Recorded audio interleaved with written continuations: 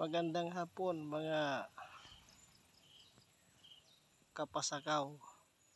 Nandito tayo sa barangay Taisan, Pasakaw, Camarines Sur. So napapansin po ninyo, yung kalsadang yan, papunta yan sa tatlong barangay yung mapupuntahan yan.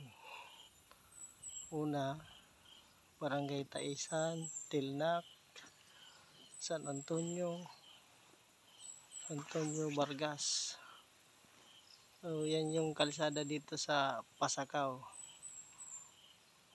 So papansin nyo, napakaliit lang, tapos biyak-biyak na.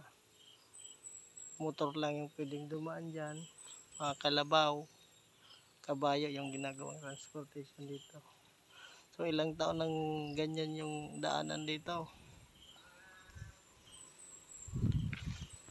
Magandang umaga ay magandang hapon.